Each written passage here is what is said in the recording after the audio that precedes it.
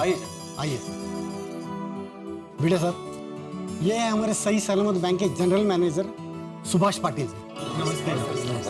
और सर ये मैं आत्माराम तुकाराम भिड़े, गोकुलधाम सोसाइटी का एकमेव सेक्रेटरी। ये हमारे बैंक के सबसे पुराने खातेदारक है। हाँ। इन सबको अकाउंट ओपन करना है? नहीं, ये सब मेरे साथ आए हैं। मेरी ही सोसाइटी में रहते, मेरे पड़ोसी है। अच्छा। ये मिस्टर अय्यर और मैं तारक मेहता। ये हमारे चाचा जी है। नमस्ते नमस्ते। ये पत्रकार पोपटलाल, नमस्ते जी। मैं रोशन सिंह सोडी। बोलिए क्या बात है? हमें आपसे एक बहुत जरूरी बात करनी है। आइए बैठिए बैठिए। आइए चाचा जी, आइए। कुलकर्णी जरा 3-4 चेयर। नहीं नहीं, चौके फाइन। अच्छा बताइए, सही सलामत बैंक आप लोगों की क्या सेवा कर सकते हैं? मैनेजर साहब, सेवा तो आपकी बैंक सालों से कर रही है, लेकिन अभी जो ये बैंक के घपले बाहर आ रहे हैं वो देख के जरा डर लग रहा है। ये देखिए आप, हेडलाइन पढ़िए।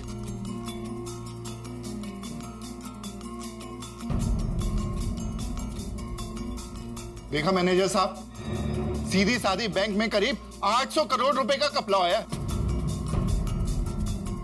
सर ये बैंक वाले क्या कर रहे हैं? एक आम आदमी के लिए तो बहुत बड़ी चिंता का विषय हो गया है। सुबह अखबार खोला नहीं कि हर 3-4 दिन के बाद किसी न किसी बैंक के घपले की खबर होती है। पैसे भी हमारे और परेशानी भी हमें। ऐसा क्यों?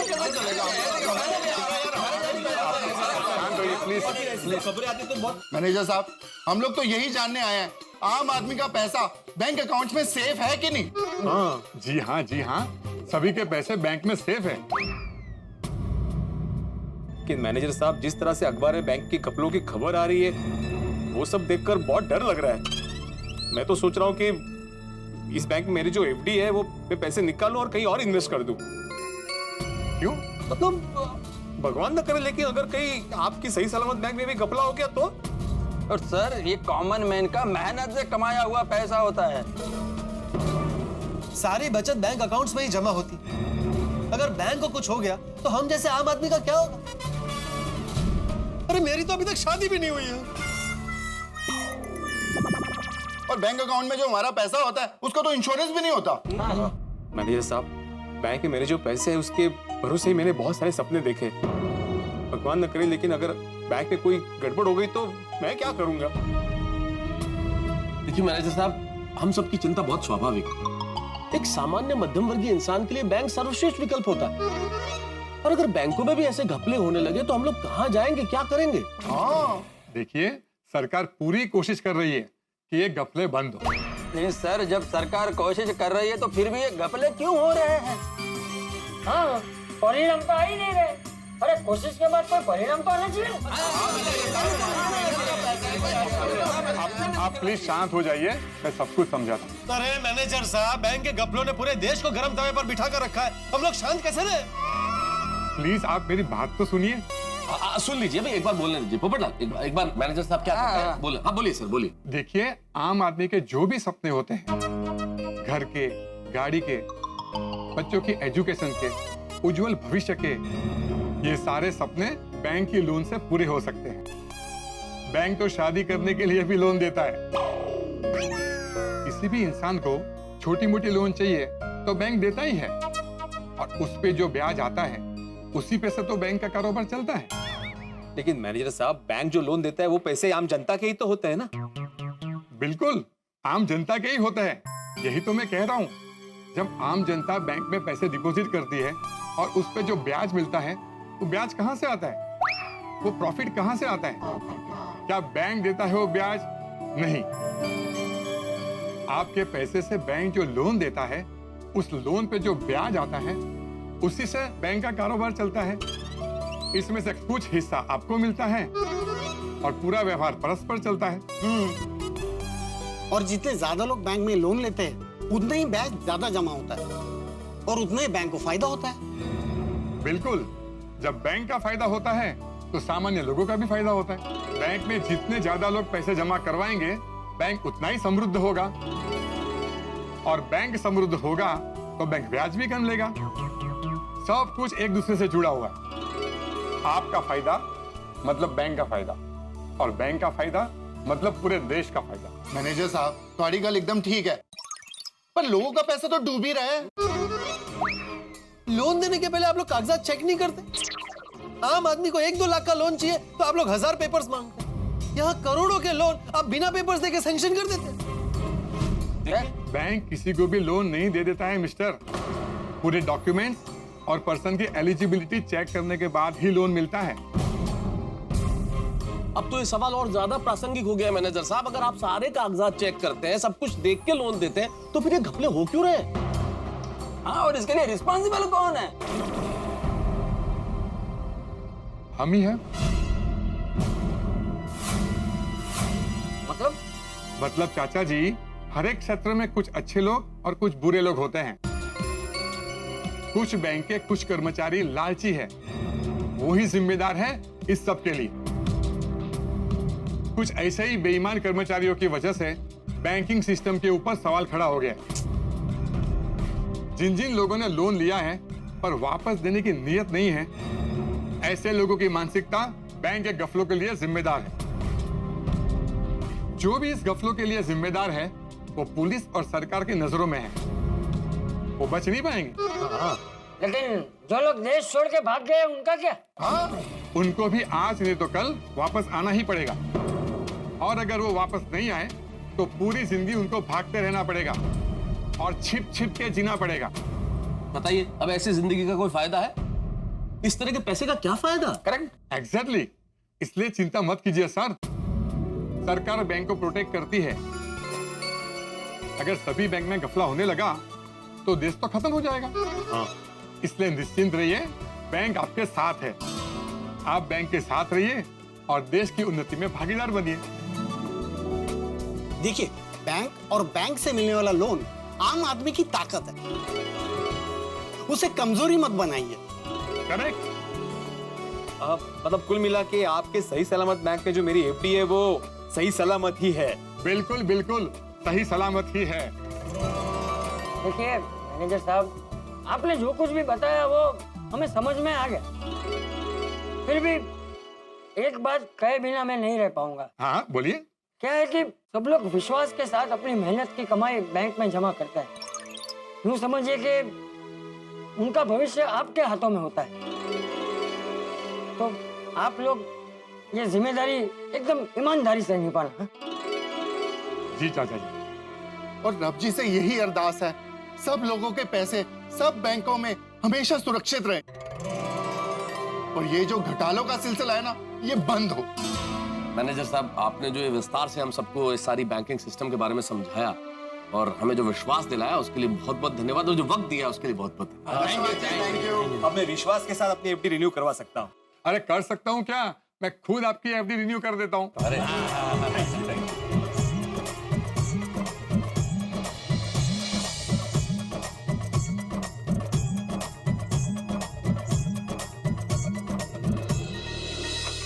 ये आपकी नई एफडी। अरे वाह, 30 लाख रुपए! ये फाइनली एफडी रिन्यू हो गई यार। अब मुबारक मिलो, इस बार में तो पार्टी शादी बनती है। ओ पेड़े की पार्टी शादी, भाई मीठा मुंह करना तो बनता है ना। हाँ, वो तो हम लोग घर पे जाते थे रस्ते से ले लेंगे। अभी डॉक्टर आदि यहाँ पर होते ना तो कहते कि पेड़े का नाम सुनकर मुंह में पानी आ गया। और बोलते सही बात है। Thank you sir, thank you thank you.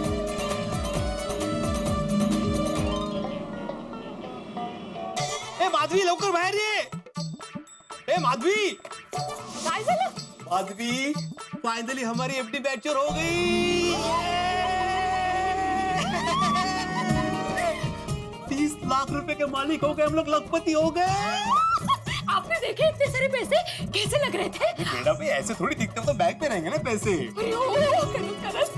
हाँ, पापा से यही प्रार्थना है कि हमारे अकाउंट में ऐसे ही पैसे जमा होते रहे। यस यस, मेरे पापा का मुंह मीठा करते हैं, फिर हम लोग मीठा खाएंगे। हाँ, हाँ।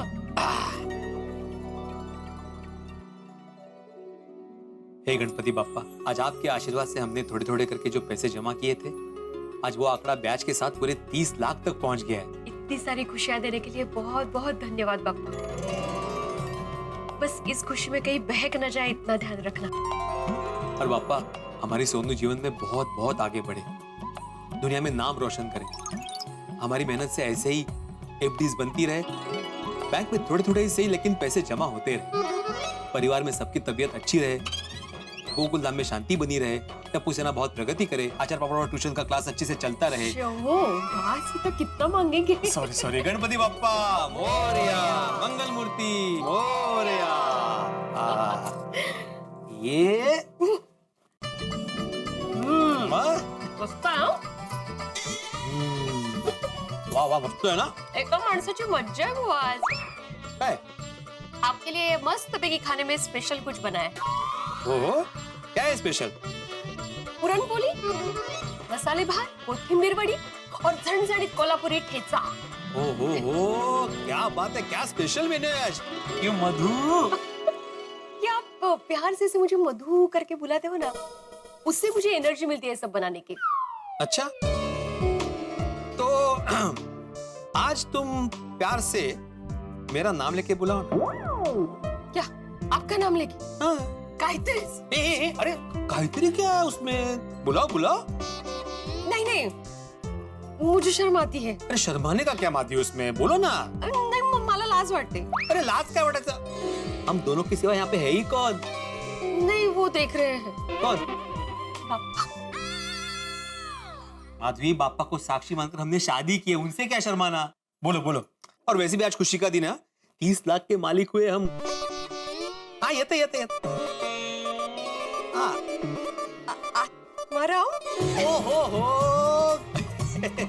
क्या बात है, थैंक यू बापा, थैंक यू।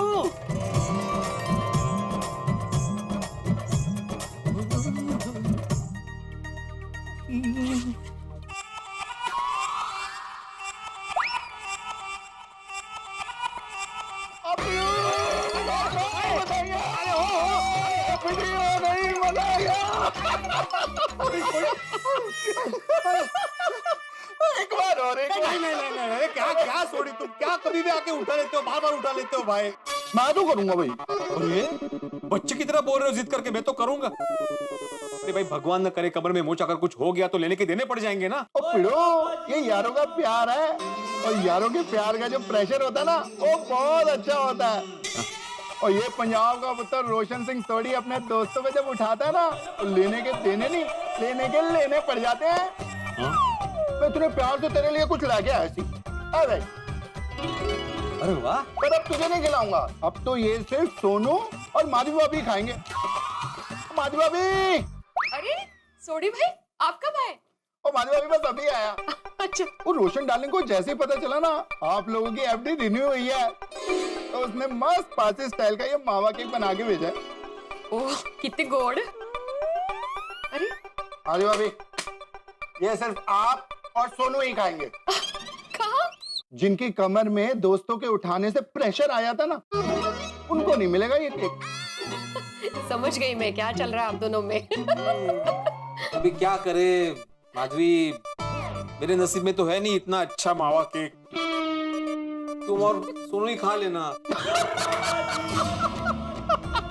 अब पिड़ो तो मेरा खास यार है यार, तेरे को कैसे नहीं खिलाऊंगा। माधवी भाभी जरा दो ना। अल्लाह पिड़ो। वाह, माधवी भाभी को भी खिलाओ। बिल्कुल बिल्कुल।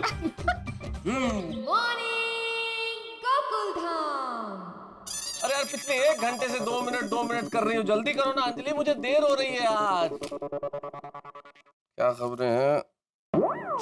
4500 पति लापता, पत्नी से परेशान होकर सन्यासी बने। क्या हो रहा है इस देश में? कमाल है यार, लोगों में धैर्य ही नहीं रहा। अंजलि मुझे लेट हो रहा है। आई बाबा आई, 2 मिनट कहाँ ना, ये लीजिए आपका टिफिन। पर इतनी देर अंजलि? तारक, मैं आपका टिफिन ही रेडी कर रही थी, किचन में टाइम पास नहीं कर रही थी। मैंने कब कहा अंजलि की टाइम पास कर रही थी? भाई मुझे लेट हो रहा है, आज मेरे को ऑफिस जल्दी जाना है और तुम हो कि आप बस ना काम ही करते रहिए, हमेशा काम काम काम। अंजलि प्लीज अब सुबह सुबह शुरू मत हो जाओगे, मेरे पास तुम्हारे लिए टाइम नहीं है। मैंने कहा कुछ कहा? लो, बाकी जो समय बचता है ये दूरभाषी यंत्र ले लेता है। आप रुकिए 1 मिनट, मैं आई अभी। हेलो, हाँ तारक मेहता बोल रहा हूँ। अरे पर कल से मैं आपको कितनी बार समझा चुका हूँ कि मैं लेखक हूँ, तो मैं लिखता हूँ पत्रिकाओं के लिए लिखता हूँ भाई, मैं खुद के लिए लिखता हूँ, मैं किसी की पर्सनल चीजें नहीं लिख सकता। यार आप मुझे प्लीज रिक्वेस्ट मत करिए, मैं आपको रिक्वेस्ट कर रहा हूँ कि आप प्लीज मुझे फोन मत करना। मैं इस तरह से कोई चीज नहीं लिख सकता किसी के लिए। मैं आर्टिकल लिखता हूँ आसपास की समस्याओं पे, मैं अपने लिए लिखता हूँ, लेकिन ऐसे कोई निजी चीज तो नहीं लिख सकता ना। प्लीज प्लीज नहीं, आप रिक्वेस्ट मत कीजिए, प्लीज प्लीज, मैं रिक्वेस्ट कर रहा हूँ, मैं आपके हाथ जोड़ता हूँ, प्लीज। मैंने मना कर दिया ना सर, मैं नहीं लिख पाऊंगा, मैं नहीं लिख सकता। सॉरी सॉरी सॉरी, प्लीज नहीं, मैं अब फोन रखता हूँ और आप प्लीज मुझे फोन मत करना। कमाल का आदमी। अबे कैसे समझाऊं कि मैगजीन के लिए आर्टिकल लिखता हूँ, खुद के लिए कविताएं लिखता हूँ, सरस्वती पुत्र हूँ, सरस्वती पुत्र से कुछ भी लिखवाएंगे। अजीब अजीब फोन आते हैं भाई। क्या बात है, मेरे पतिदेव इतने पॉपुलर जो है, लोग फोन पे फोन करते ही रहते हैं। अरे नहीं, ऐसा नहीं है अंजलि। ऐसा ही है तारक, आप सिर्फ जेठाबाई के नहीं, बाकी सब लोगों के भी फायर ब्रिगेड हो। अंजलि मुझे लेट हो रहा है, अब मैं निकलूं? अरे रुकिए मेरे प्यारे पतिदेव, आप अपना रुमाल लेना तो भूल ही गए। ओह थैंक यू अंजलि, चलो मैं चलता हूँ। हाँ रुकिए ना, जाने से पहले प्यार से आई लव यू तो कहते जाइए, ताकि मेरा सारा दिन अच्छे से बीते। अंजलि तुम्हें हर क्षण हर पल कह सकता हूँ, और कह सकता क्या हूँ, महसूस करता हूँ। I love you I love you I love you I love you I love you. चलो अब मैं चलूं? तारक एक मिनट, हाँ? लंच टाइम में मैं फोन करूंगी, आप उठाना। हाँ, जेठाबाई का फोन आता है तो आप कैसे हमेशा उठाते हैं? अच्छा भाई उठा लूंगा और तुमसे बात भी करूंगा। अब मैं चलूं, देर हो रही है। जाइए जाइए, अपनी पत्नी के लिए आपके पास 2 मिनट का भी वक्त नहीं है। अभी जेठाबाई बाहर मिलेंगे और कोई प्रॉब्लम बताएंगे तो वो सॉल्व करने के लिए आप तुरंत रुक जाएंगे। अंजलि अभी भगवान भी अगर मिल जाएंगे और कहेंगे कि रुकिए तारक मेहता जी, तो मैं नहीं रुकूंगा, मैं निकल जाऊंगा। मुझे इतनी देर हो रही है, मैं चलूंगा प्लीज, मेरे को बहुत लेट हो रहा है, मैं चलता हूँ। Bye bye bye bye bye bye bye bye, शाम को जल्दी आना।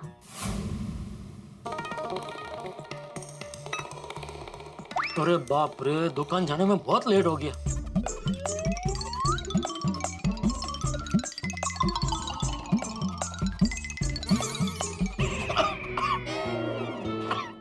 शांति से खा, शांति से खा, इतनी घाई क्यों कर रहा है? पहले पानी पी फिर बात कर। ले पानी। अरे रुक जा, पानी पी ले फिर बात कर। जेठिया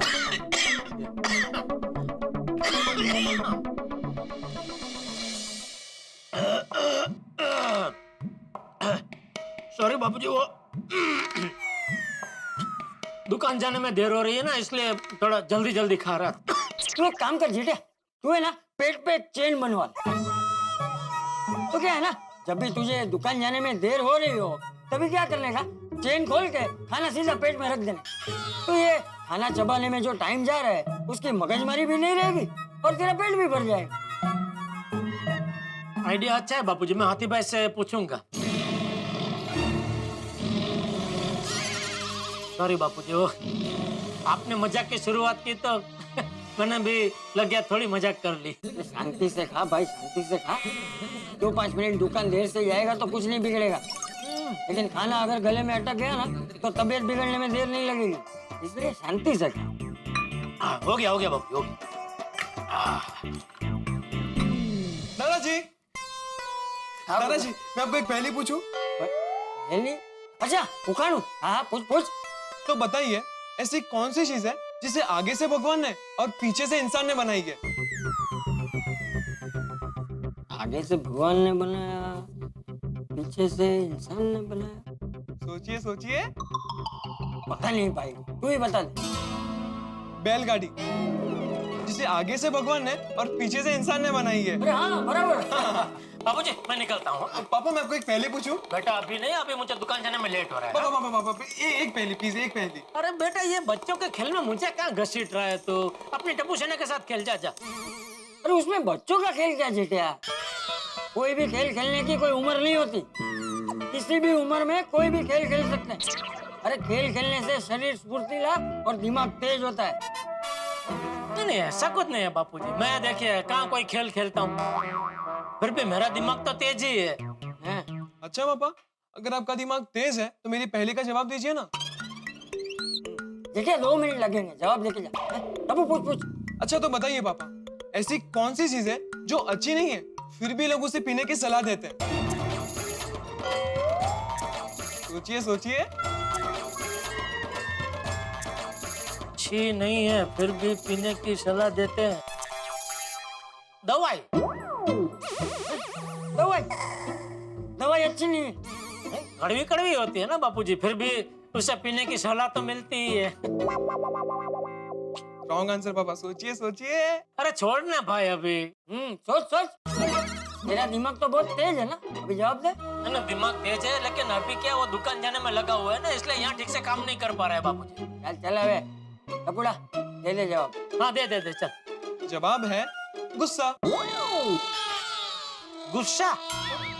अरे हाँ टपुड़ा, एकदम बराबर जवाब है। गुस्सा करना बिल्कुल अच्छा नहीं, फिर भी लोग उसे पीने की सलाह देते हैं। मुझे बापूजी अभी दुकान जाने की जल्दी नहीं होती ना, तो ये जवाब मैं जरूर दे देता। रेवा दे जा जा दुकान जा। ओके चलो बापू, जय जय। हाँ जय जय। चलो बाय पापा। Bye bye bye. दोस्तों ये पहेली बड़ी मजेदार चीज होती है। पहेली पूछने वाले को, पहेली का हल बताने वाले को, दोनों को ही बड़ा मजा आता है। जेठालाल बड़ा बेफिक्र होकर पहेली का खेल खेल के घर से निकला तो है, लेकिन वो ये नहीं जानता कि एक और पहेली उसका इंतजार कर रही है।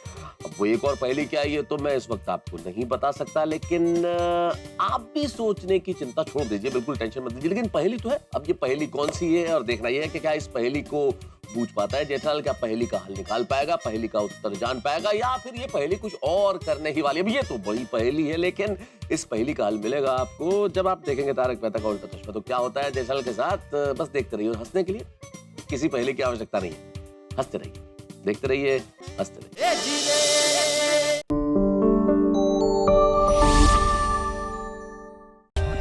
For more updates, subscribe to our channel, click the show links and enjoy watching the videos.